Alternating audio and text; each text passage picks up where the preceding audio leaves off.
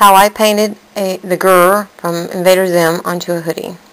You will need clothespins, chalk pencils, paintbrush, water container to rinse your brush out with, paints, a plate to put your paint on, a hoodie and cardboard, and these are where you put your clips at to hold your hoodie on. This is my picture that I'm doing.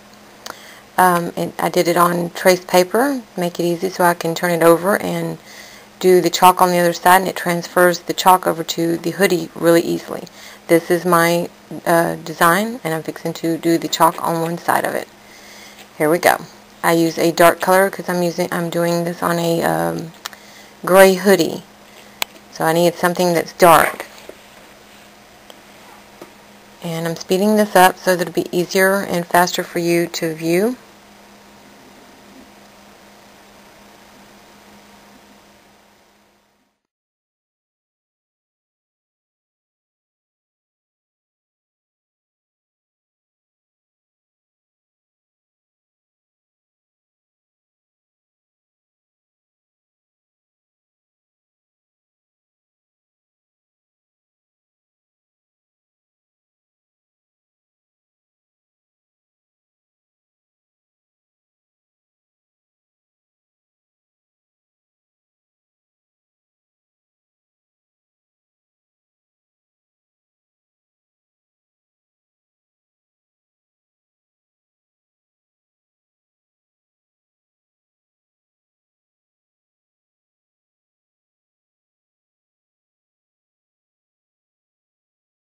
There's my design. Now I'm fixing to transfer the chalk onto the hoodie. This side will go downwards. I place it down. Got to be careful where I want it, position it, and then I lay it down and I press it down with a paintbrush is how I do it to transfer the chalk. Once I'm done, my design will look something like, well, it'll look like this. Sorry, I guess I cut it too short. This is the paint that I'll start with. I'll use green paint because of course GUR is green. I will get an extra piece of trace paper, put it down so that it doesn't smear the chalk off the fabric. It helps to keep your hands on it instead of the chalk smearing it. Now, I'm going to start with the green paint above the head, on the top part of the head, staying inside of the lines, of course. I dab into the fabric so that it gets down deep inside of the fabric. And this way it leaves no holes, no little openings in the grooves of the fabric, you know, the little strings that are the fabric, whatever. Anyways, so this is what it'll look like, you know, as I'm doing it. I'm going to do this in fast motion so that you can see. I'm trying to anyways. I'm doing around in between his eyes, near where his nose is.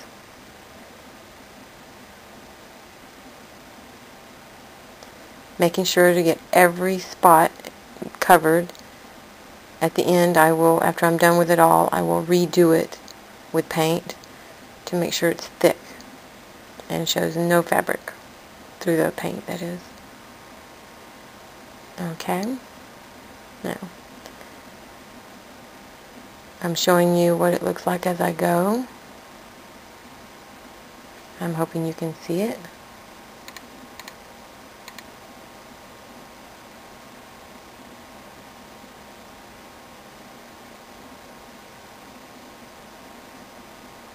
Sorry it's so fast, but I just figured it would be easier for you to view.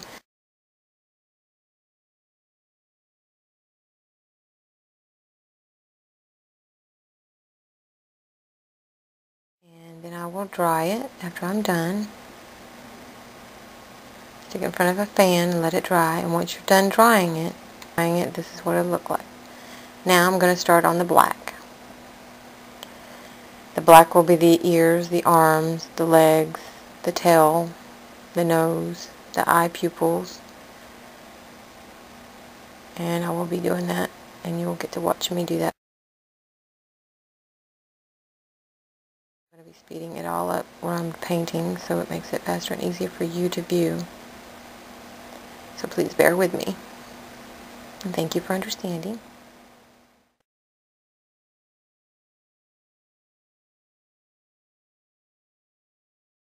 I'm doing his right arm right now. He's holding a hanky in that hand because he's crying. Get some more paint.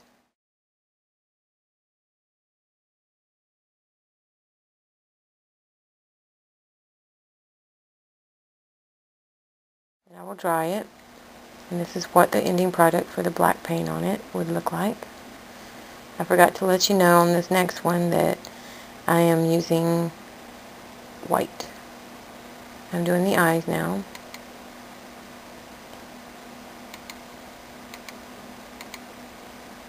Filling it in. I'm going to try and do it as fast as I can.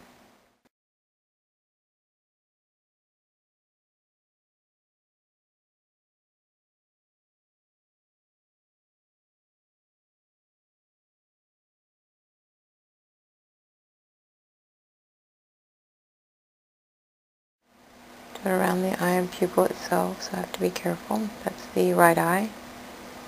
Now I'm doing the left eye.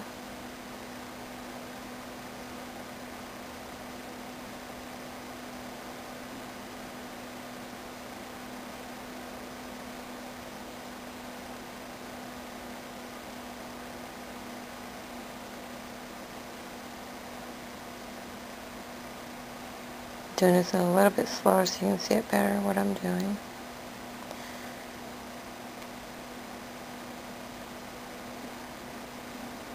If you wish, you can keep continuing to use the trace paper to protect your hands from touching the paint. But if you're careful and to dry it after you're done with an area, it shouldn't bleed onto your hands. So just note that, okay?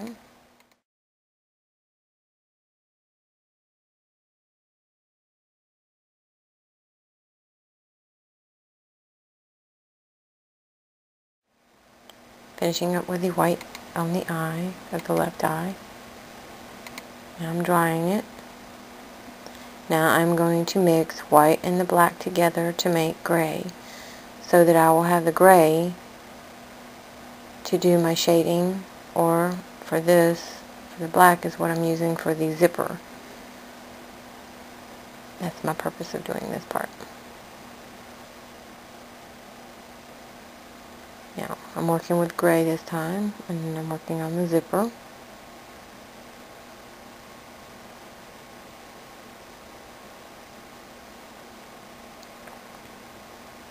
then I'm drying it.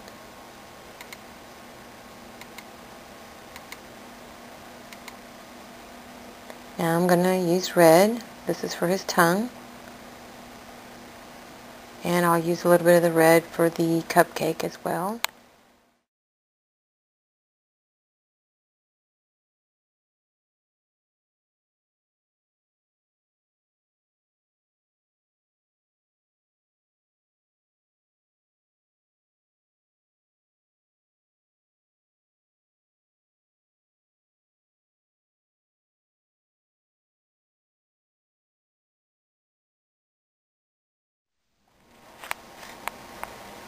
Here's where I'm using it on the cupcake.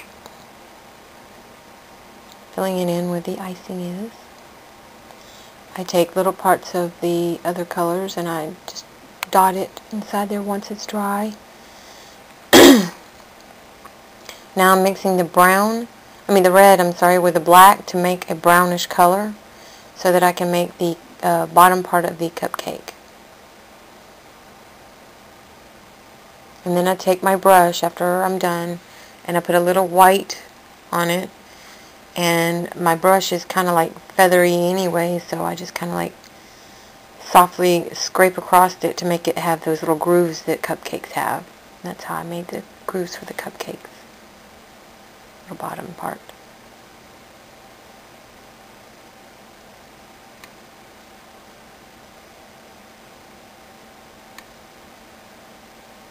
Then of course, now I'm going to do his tissue.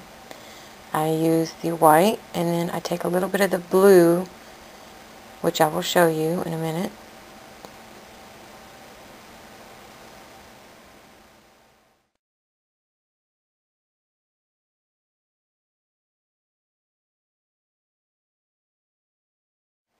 And I mix the white, and I put a little blue on the plate, and I mix it just barely, and I make it. That's what I use for the tears and for the tissue, to make it have like shadowing. And then I will dry it.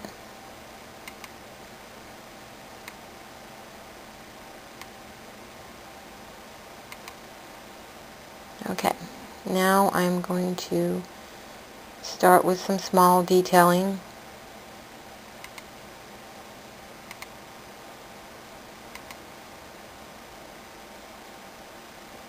I'm filling in basically where the zipper is and stuff, and around the edges of the head, you know, the lining on the outside of the grr.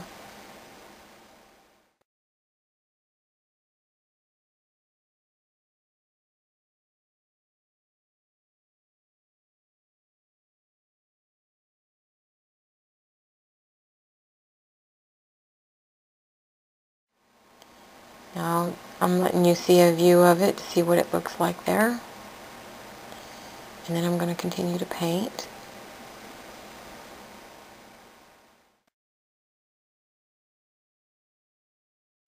Now I'm going to fill in where I've already painted the grr, you know, the green on the grr. I want to make sure it's thick where you can't see the fabric, and where it will actually look like, once it's done, it'll look like an iron-on, you know, like someone ironed it on. After you've dried it in the dryer, it will actually look like that.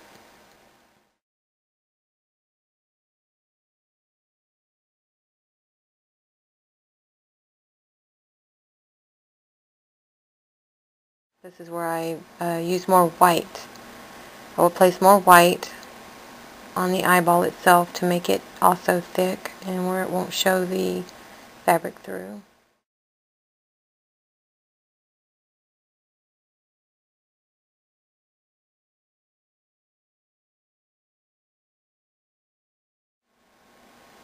And now I am doing my shading.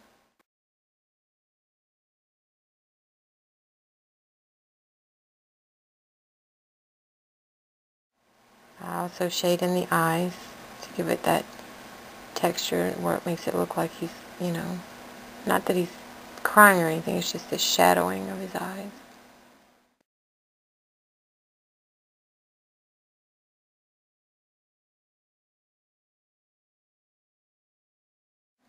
And there's my ending result.